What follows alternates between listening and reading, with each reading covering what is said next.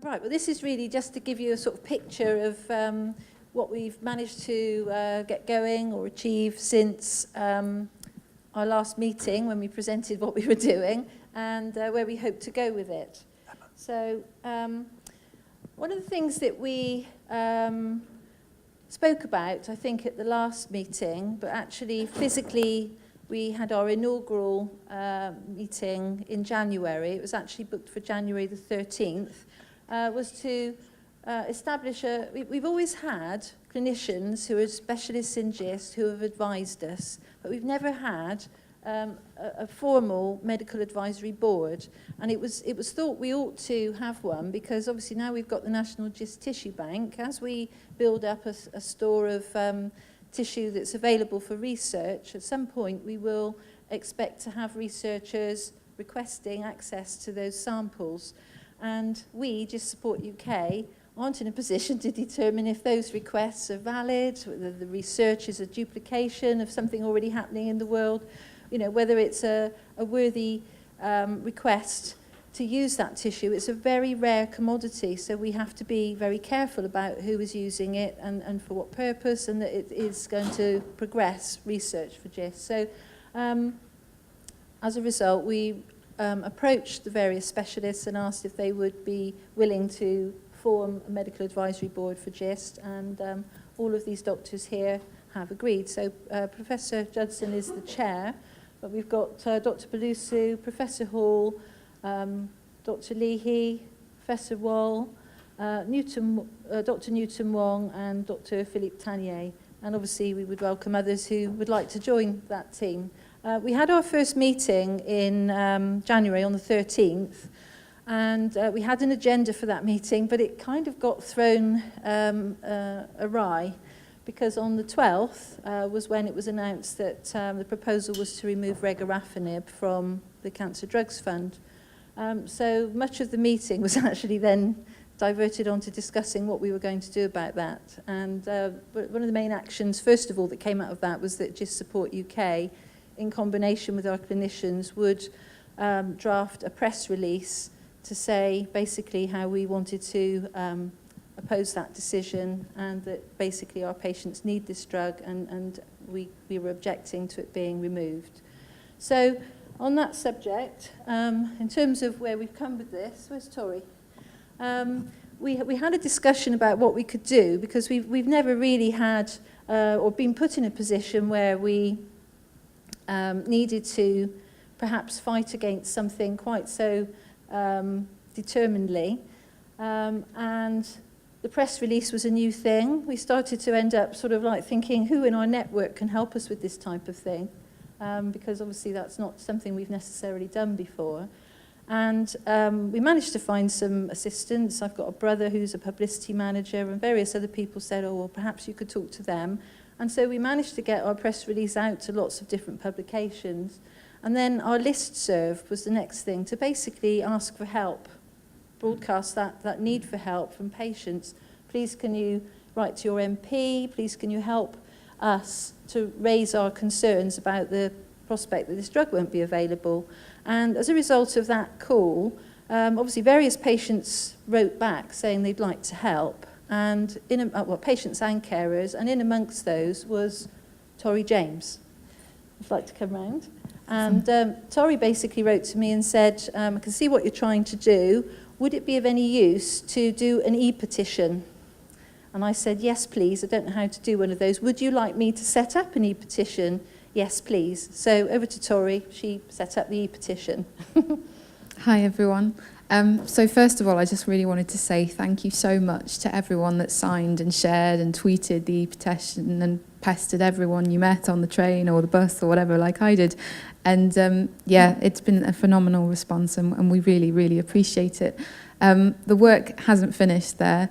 Obviously, the general elections get in the way of things, but once you know who your MP is going to be after the election, we ask if you could please write to your MP emphasising about our campaign. Obviously, I should really thank the 100,000 Voices campaign. We were helped by an advertising company called TMW. Richard Bassett, my partner, wave Richard. He's a GIST patient, and it's his brother, William, that works for TMW and came forward and said, we'll help, and they helped us create this 100,000 Voices campaign, which really allowed the petition to take off. So we really appreciate their support. But yeah, after the election, please write to your MPs, tell them about regorafenib, tell them why it's important, and let's get it back on the Cancer Drugs Fund. Really. Thank you.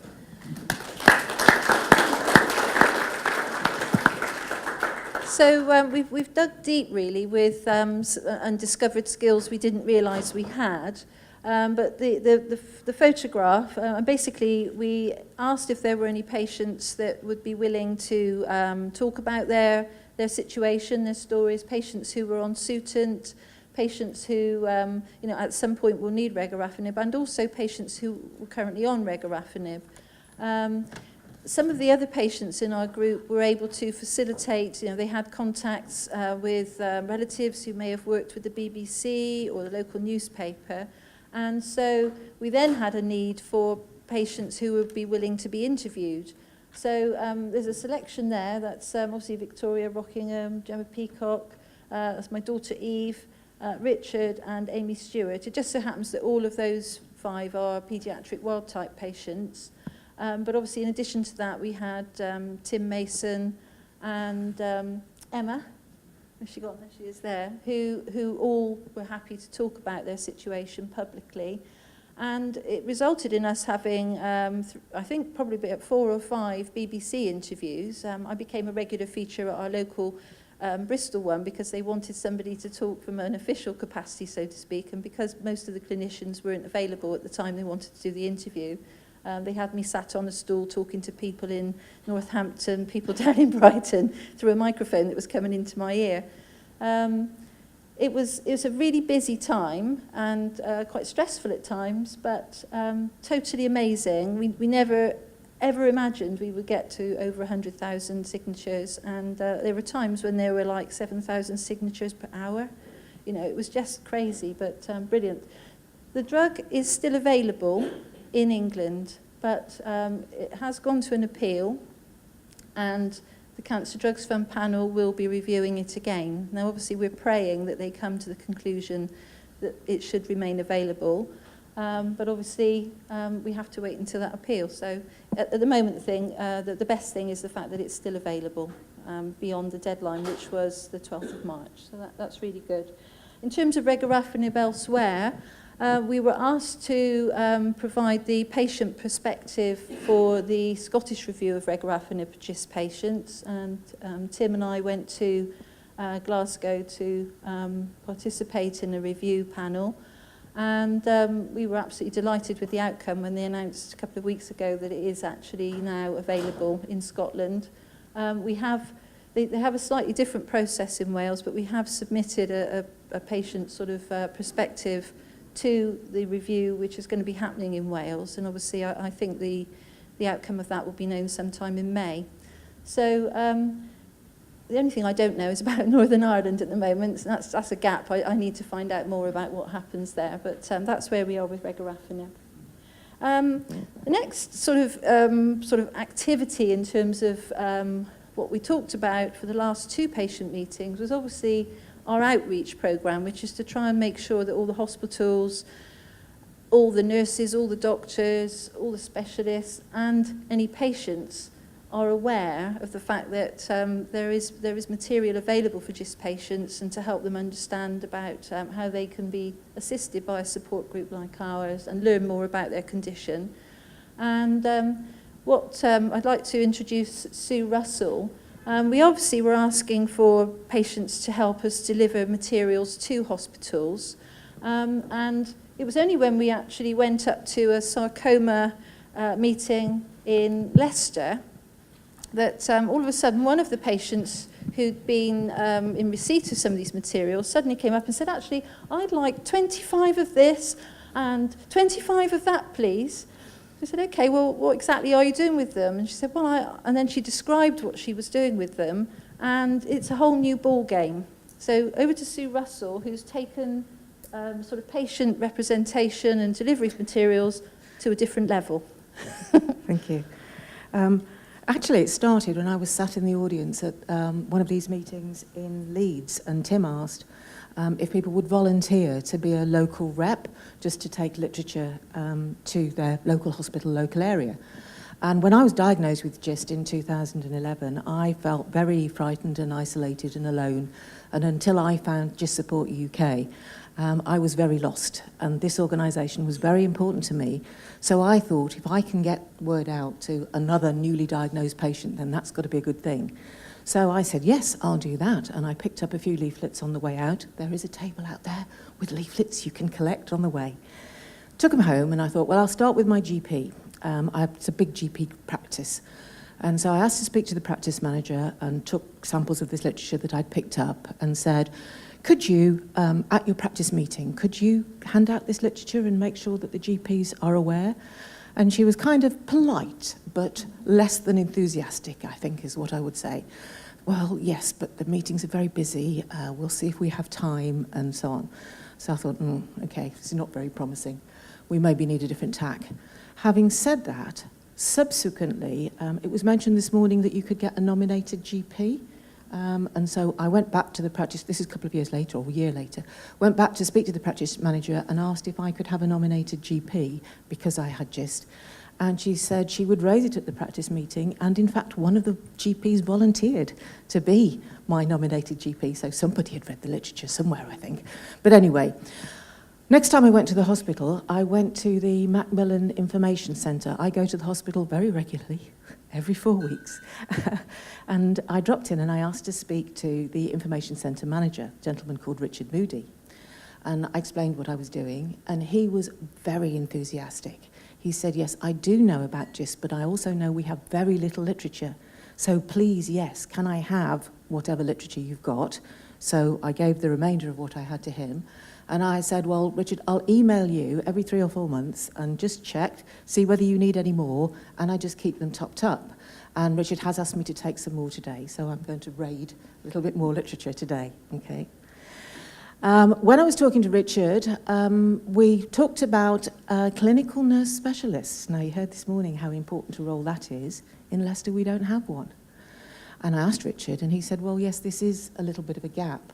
It is, officially, it's the upper GI nurse specialist that covers GIST, but she doesn't really have time. And so I said, okay, well, I think it's important. So I think what I'm going to do is I'm going to ask if I can have a meeting with Professor Anne Thomas, who's my consultant, to see whether we could perhaps talk about this. And he said, yes, that's a good idea. So that's what I did. I rang my consultant and said, could we just have a very short meeting to talk about GIST Support UK information and how we can get that to newly diagnosed patients? And she said, yes, of course we can. Arranged a meeting. Richard came to that meeting too, and we had a very useful discussion. Clinical nurse specialist, it's a workload issue at Leicester. They have taken that away. They're going to have a look at it. I still haven't got one at the moment. I don't know whether newly diagnosed patients do. But as a result of that meeting, Anne Thomas said, I actually work with GPs on an occasional basis doing lectures for GP training days they have, and I do lectures in rare cancers. Perhaps you would be able to get some information out there. I'll give you the contact name, Jade Atkin, and see whether you can do something. Richard said, well, I have contacts with Macmillan training people. Would you mind if I pass your name on there? I said, no, that's fine. So as a result of that, I contacted Jade Atkin. She produces a newsletter which goes out to all of the GPs in the Leicestershire and Rutland area, and she suggested I might like to write a short article about GIST Support UK, which I did, and that was published in the newsletter last November. So that got the word out to, well, if they read the newsletter anyway, all the GPs in the area. Around the same time, November, I had a request from the training coordinator for Macmillan nurses in Leicestershire. Richard had passed on my name, and they were holding an event in Leicester, because it's in the middle of the country, for all of the staff who staff the, they call them the buses, the mobile Macmillan information centres. And these are a range of different professions. It's doctors, nurses, radiographers, dietitians, all sorts of things. And they do sort of stints on manning the buses around the country. And they were having a training day in Leicester because it was accessible for wherever they lived. And it was 2 days on rare cancers. And they said, would I go along and talk to them about what it was like to be diagnosed as a GIST patient with a rare cancer? Yes, of course. How many people? Well, about 25 to 30. Hence the request for literature. So I happened to be going to the East Midlands Sarcoma Conference, which was very close to where I live, and Jane was there. And so I collected up vast amounts of literature so that I could do information packs of one of each of the items of literature that we have to take along to this Macmillan training day.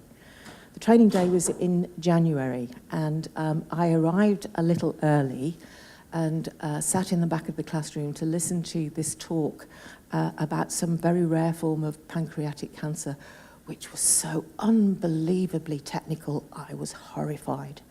And I thought, not really going to want to listen to me after this.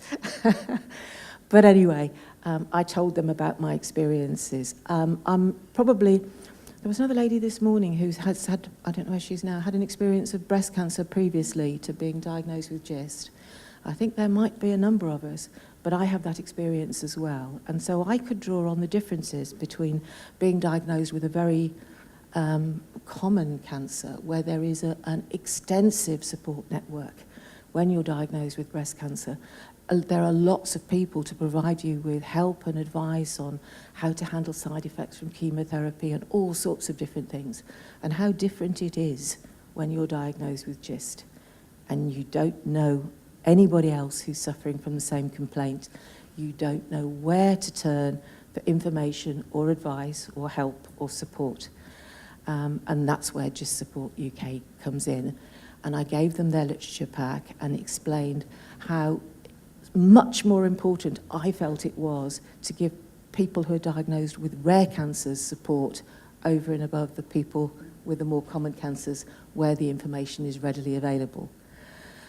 That talk was very well received. I stayed on for another 15, 20 minutes afterwards just chatting to people, and they said it was invaluable to hear a patient's perspective because they seldom get the opportunity to do that as part of their training. So hopefully now, anybody getting onto a Macmillan Information Centre bus anywhere in the country saying, I've just been diagnosed with GIST, is now going to get some helpful and supportive information and specifically contact details for GIST Support UK.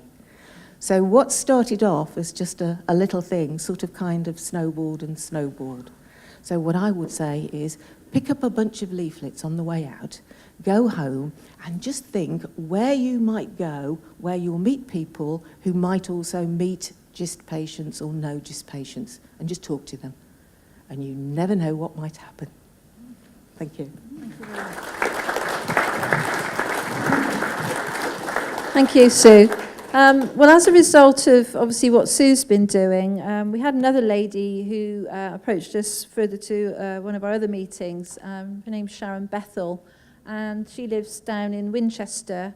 So I sent a summary that Sue wrote of what she'd been doing, and as a result of that, Sharon's now doing a similar sort of thing in the sort of Winchester and Southampton area, which is where obviously our next patient meeting is going to be anyway. So hopefully that will encourage a few patients in that area that we probably haven't approached before. One of the other patients who approached us when we were in Leicester, David and I were in Leicester, who'd also been to a few meetings before, is Emma Tennant. And so probably best if Emma come and tells you what she's managed to uncover for us, which obviously we weren't expecting, and it's pretty brilliant actually. So come and tell everyone. Hello. So I work for a company called UKTV. We run 10 different television channels, including Dave and Yesterday and Gold and various other ones. We support a charity every year as a company, and generally what happens is we're asked to nominate charities close to the staff's heart, and you write a little bit about why you nominate that charity, and then it goes to the staff for a vote. We've got about 220 staff members. I hadn't fully come out about my cancer to everybody at work last year. I had to the immediate management team and my direct reports. But I decided, having gone from the first line drug to the last line drug in 6 months last year, that it was about time that I got active. And so, and decided that I wanted to put GIST forward, which did mean I had to sort of come out in front of the company, at least on email at first. And basically they voted for GIST UK to be the Charity of the Year this year. So we're doing lots of mad things this year to raise money.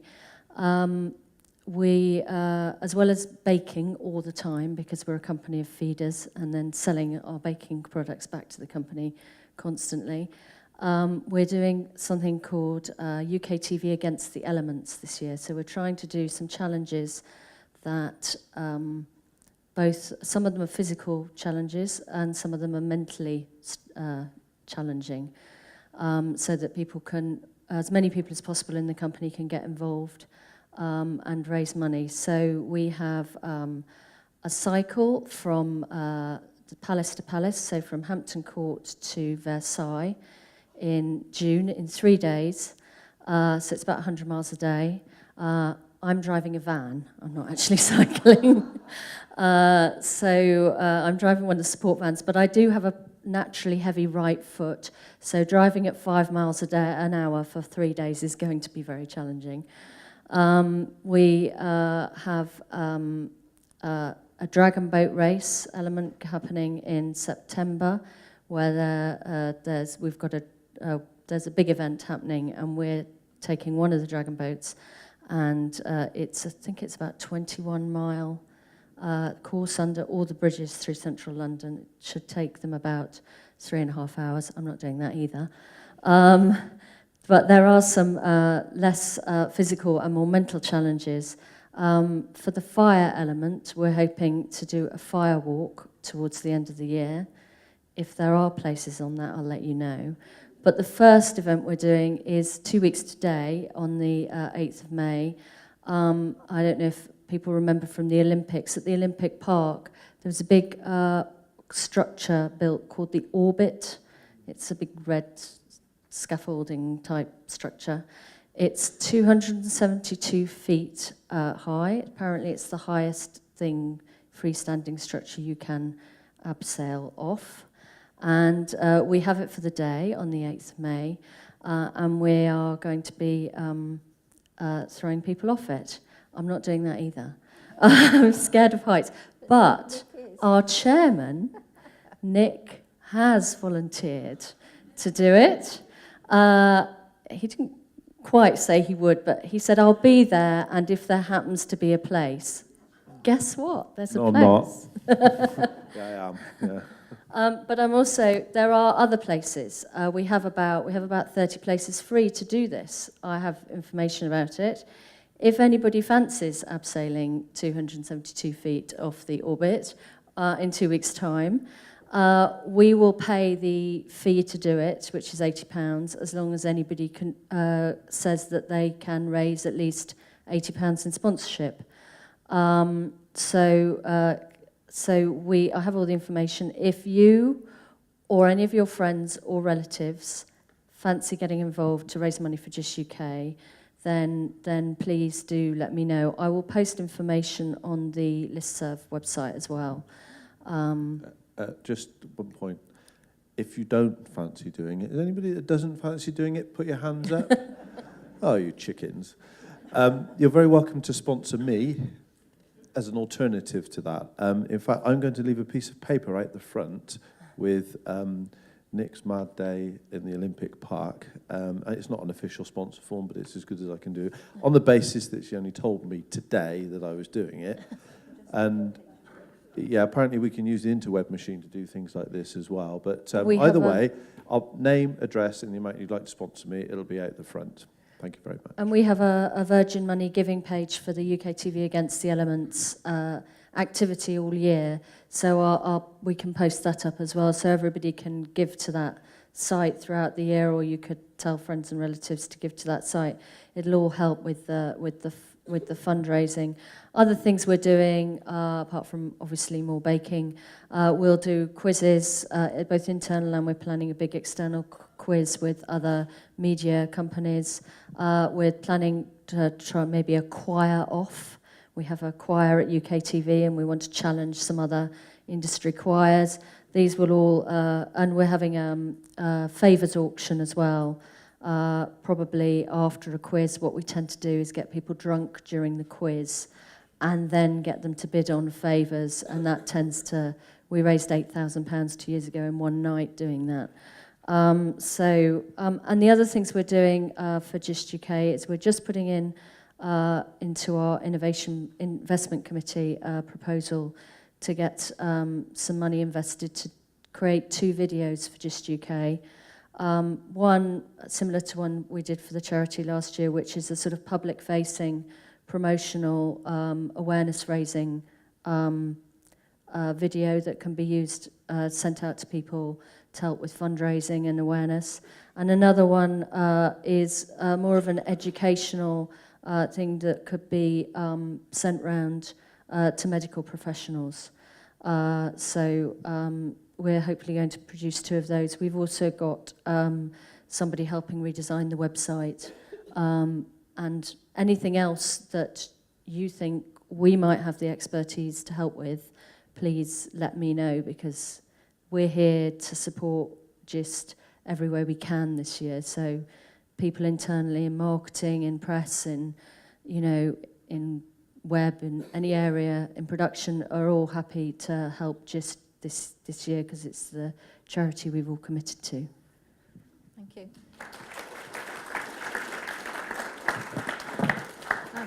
In the first instance, any funds that are raised, the first batch of funds that are raised from this whole process with UKTV, we're earmarking it for the tissue bank, really, because we need to support the development of the tissue bank and the running of the tissue bank, and that's key, really, to getting research going. So that's where the first part of the funds that are raised are going to go. On the other front, obviously, I think up until now, Tim has obviously mentioned on the previous 2 meetings about our need for assistance in taking literature to hospitals, etc. Tim's actually not particularly well at the moment, so Nicola Wardle, where's Nicola? Over there, that lady over there, she's stepped into the breach, and so if you want to register your name as somebody who'd be willing, just naturally as you go to your hospital, to just take along some literature with you and check that it's put in a place that other patients can find it, then let Nicola know your name and address details, and obviously she can make sure you... Sorry, Nicola's going to say something as well now.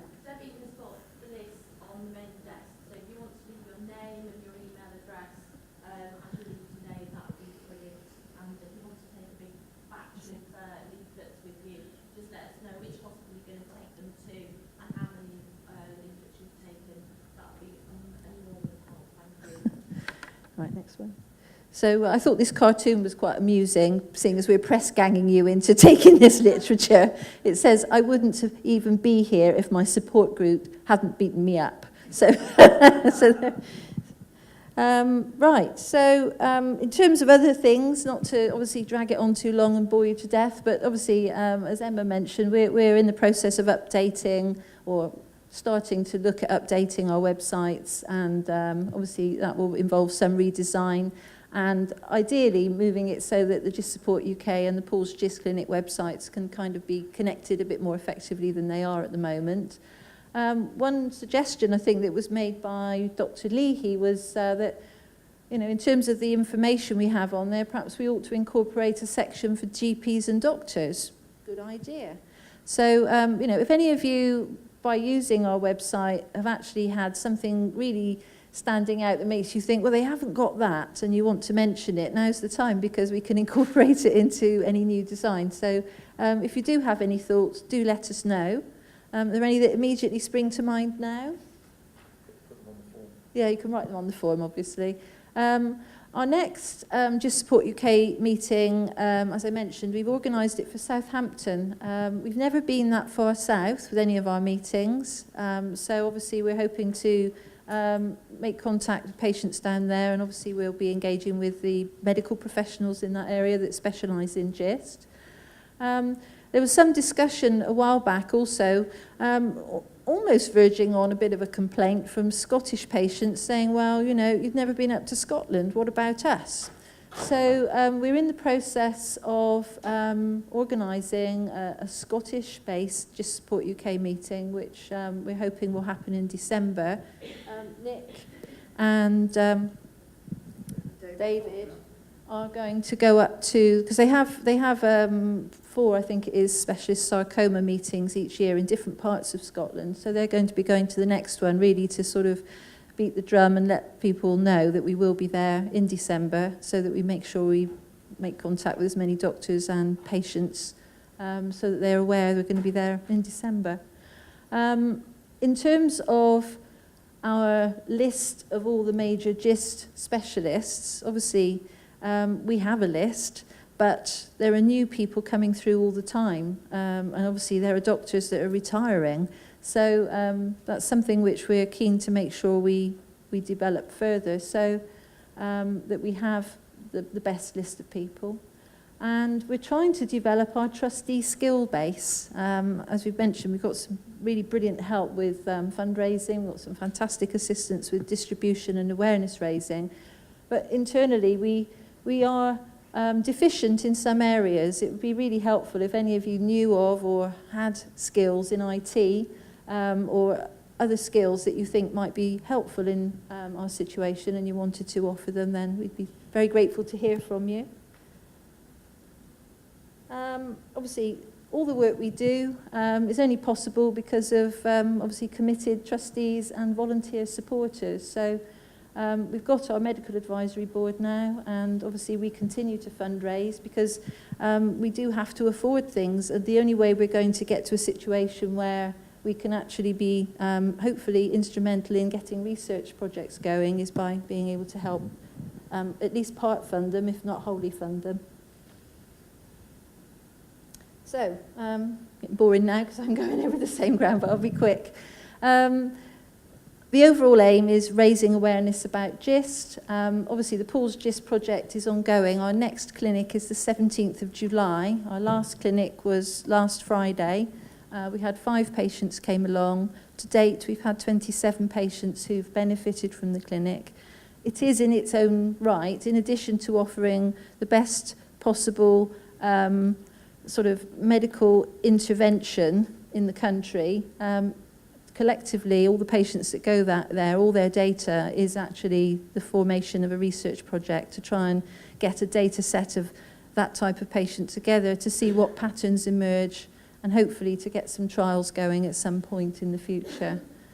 In terms of our bank and mutational analysis, all of these are things that we've been working on for some while. We have a bank, we want to develop it. We wish that mutational analysis becomes a standard in this country. I expect many of you know you've got GIST, and there will be quite a high proportion that don't know what type of GIST you have, and that's because mutational analysis isn't standard. But as time progresses, it will be identified that there are specific treatments that are specifically beneficial, so mutational analysis has to become the way forward. So thank you all very much for your attention and your support. We really appreciate the fact that you're here, wanting to participate in what we're doing. And as I say, if you'd like to join us in any capacity at all, we'd be very welcome. Thank you.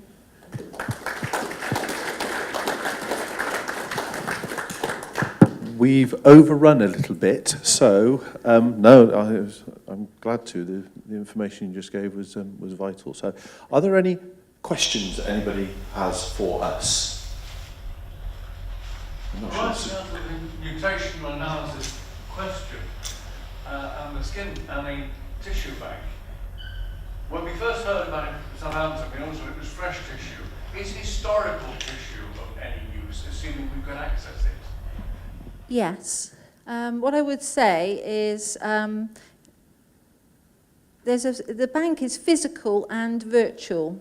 So, for example, if you've got a tissue block and you manage to locate where it is, some patients have actually organised for their tissue block to be transferred to the bank. But it is also possible just to register the fact that it exists and where it exists and you know, your name on it, so that if you register it centrally with the bank, should at some point in the future a researcher require access to that tissue, the bank knows where it is to be able to get it. So it doesn't have to all be physically transported to the bank, it can just be referenced there. Thank you. How do you find out where it went? Well, generally, if you've had an operation, it's standard, and it's kept there for many years, it's standard for a block to be taken and preserved, and it will be in the pathology department, in storage, in the hospital where you had the operation, yes. Mine was actually sent to Birmingham to be Right. analysed. I tried ringing after the last meeting to find out about it, to see about it going to the tissue bank. And Yeah. I just got passed from one place to another place to another place, and in the end I gave up. Yeah. So all of it was sent to Birmingham, was it? Because usually what they would do is send, if it's for analysis, they'd send a sample, and it's uncommon for hospitals to be very willing to release all of it. So I would imagine there's still some in the original hospital. However, if it went to Birmingham, it would have probably gone to Dr. Philippe Tanier, and he has a collection, obviously, of GIST samples. So that's another example where his collection is referenced with the bank. But obviously, he's not about to transport it all to the bank. It stays where it is. Okay. Thank you. Any other questions? Okay, right. I'd finally like to thank again our speakers today. Without them, these meetings wouldn't be anywhere near as informative as they are. So thank you to Sarah, to Mike, to Jane, and the other speakers that have said things today. Thank you. Thank you all for coming. I'm not sure how many of you will see in Southampton. It's a bit further south. Southern softies, as somebody called me earlier when I came in feeling cold from being outside for a minute. But hopefully the sun will be shining. When is it? September? Yeah, October. All right, okay. So, and have a safe journey home, and we'll see you all again soon. Hang on, sorry, David. Thank you. Yeah, help yourself to tea and coffee. We've got this area for another hour or so, so help yourself. And please, take some literature with you. It's going to be out there. Help yourselves. Just put a note of your name and what you've had. Thank you very much.